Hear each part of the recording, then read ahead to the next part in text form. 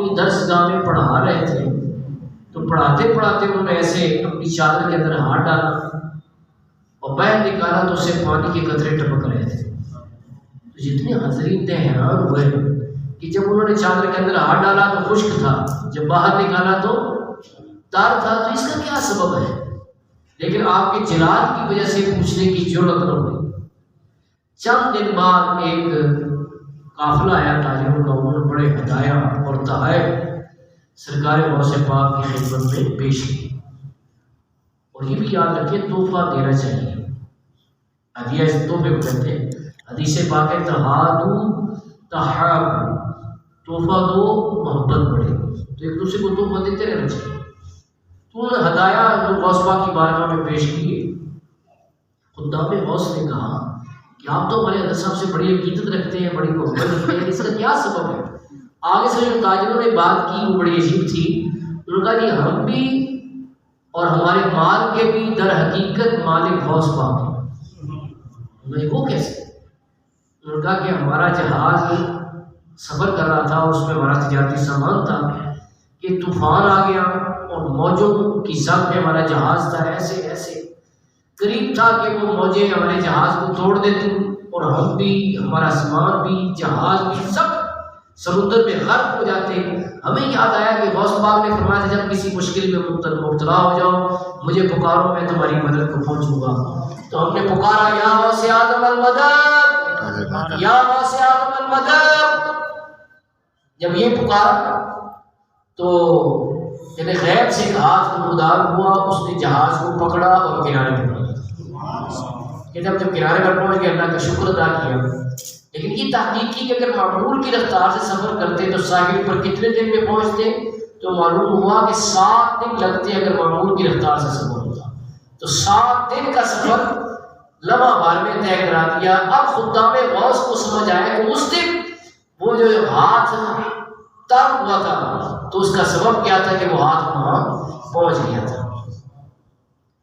اب ممکن ہے کوئی کہے یار یہ کیسے پاسبل ہے، یہ کیسے ممکن ہے کہ بندہ یہاں بیٹھا ہو اور ہزاروں میل دور کسی کا مسئلہ حل کر دے، یہ کیسے ممکن ہے؟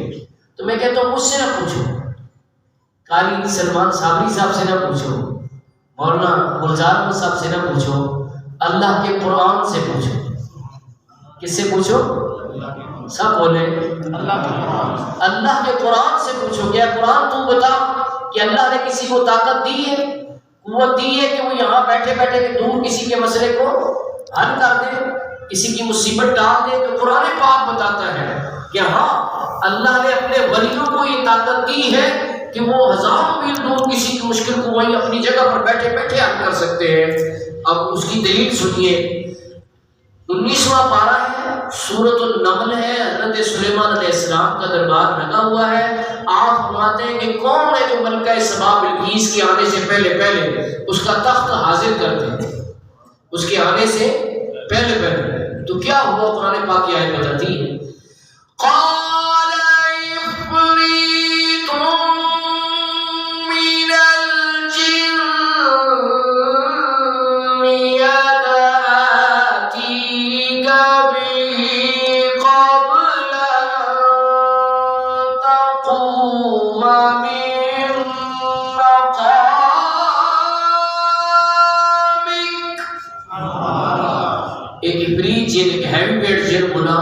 کہ میں لے کے آتا ہوں آپ کا دربار برخاست ہونے سے پہلے۔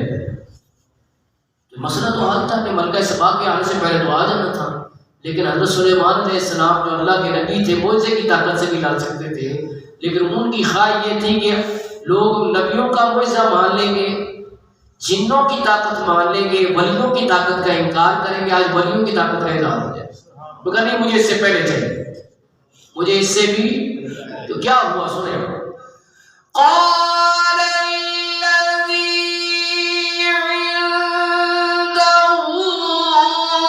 علم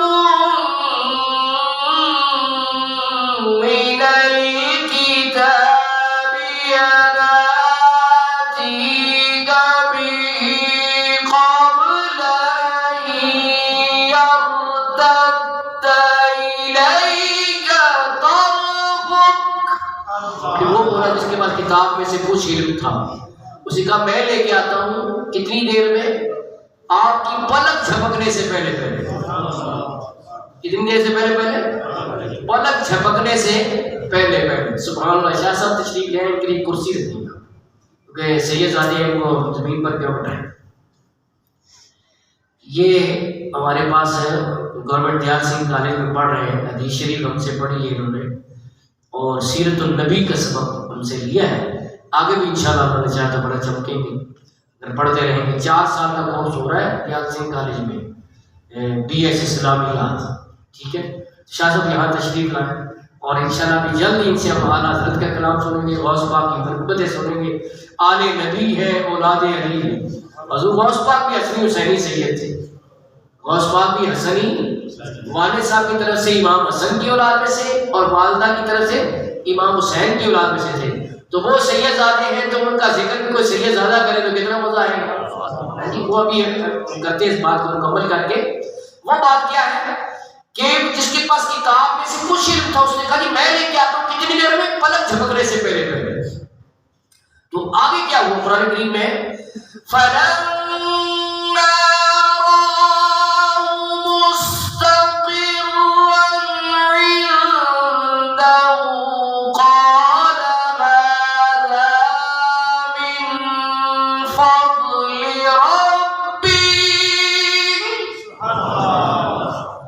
جب اگلے نمبر میں دیکھا تو وہ پاس پڑا ہوگا یہ اللہ کا فضل ہے. تو وہ کون تھے جنہوں نے وہ تخت لے کے آئے جن کے پاس کتاب میں سے کچھ علم تھا؟ تفاسیر میں لکھا ہے کہ حضرت سلیمان علیہ السلام کے وزیر آصف بن برخیہ تھے جو اللہ کے ولی تھے. ان کی یہ طاقت ہے کہ جناب دربار لگا ہوا بیت المقدس میں اور تخت پڑا ہوا ہے یمن میں. 3 ادابیل جانا، 3 ادابیل واپس آنا، اور وہ تخت کسی کھلے میدان میں نہیں ہے بلکہ 7 کمروں کے اندر بند ہے.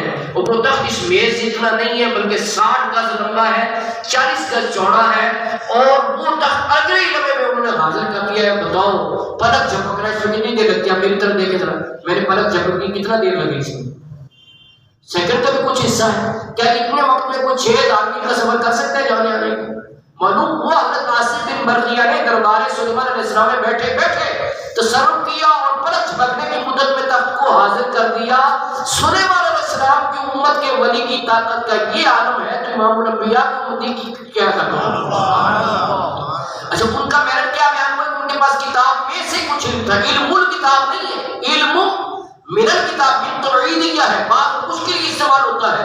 تو جس کے پاس کتاب میں سے کچھ علم ہو اس کی پاور یہ ہے تو جس کے پاس پوری کتاب کا علم ہو اس کی نہیں ہو. اچھا کتاب کون سی تھی؟ زبور. انہوں نے صحیح کہا. داؤد علیہ السلام کی کتاب کون سی تھی؟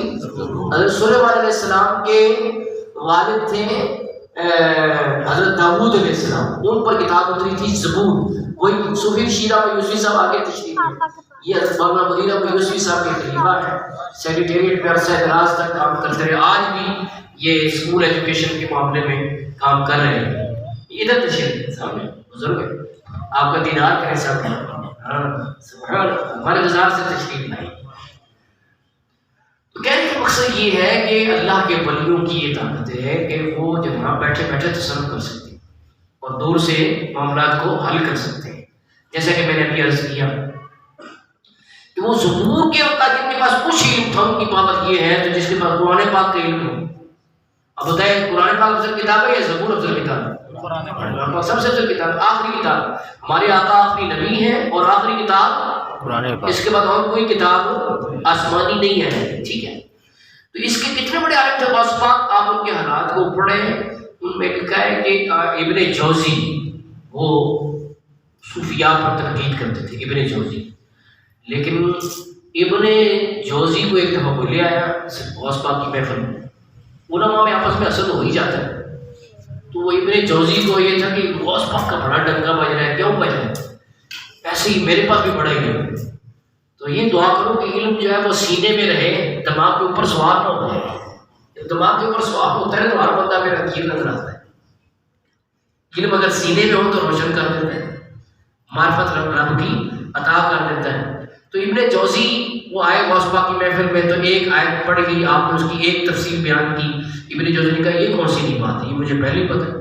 دوسری تفسیر بیان کی، ان کا یہ تو مجھے پہلے ہی پتہ ہے، تیسری تفسیر بیان کی، ان کا مجھے پہلے ہی پتہ ہے، چوتھی، پانچویں، چھٹی، ساتویں، آٹھویں، نویں، 10ویں، 11 تفسیریں بیان ہوئی، تو ہر ایک پر ابن جوزی کہتے ہیں عالم تو یہ تو میں جانتا ہوں، یہ کون سی نئی بات ہے. لیکن جب 11 والے تفسیر نے 11 والے پیر نے باقی تفسیر کی نا تو ابن جوزی کا یہ میں نہیں جانتا. 13ویں، 14ویں، 15ویں، 16ویں، 17ویں، 18ویں، 19ویں، 20ویں، 30ویں، 40ویں 40 تفسیریں ایک آیت کی مختلف جہات سے. اس سے پتہ چلتا ہے قرآن بھی علم کا سمندر ہے. ایک آیت کی 40 تفسیریں بیان کی. میں رجعنا من القال الى الحال، اب ہم قال سے حال کی طرف لوٹتے ہیں تو سارے مجمع پہ وجد ہو گیا. ابن جوزی پر بھی وجد طاری ہو گیا. جب ہوش میں آئے تو کہنے لگے آج میں مان گیا ہوں جو علم طریقت کا تاجدار ہے وہ علم تفسیر و شریعت کا بھی شاہ سوار ہے. حضرت امام محمد رحمۃ اللہ علیہ کہتے ہیں بندہ قادر کا ہے، قادر بھی ہے عبد القادر، سر باطن بھی ہے، ظاہر بھی ہے عبد القادر، مفتی شرع ہے، قاضی ملت بھی ہے، مفتی شرع ہے، قاضی ملت بھی ہے، علم اسرار کا ماہر بھی ہے عبد القادر، علم اسرار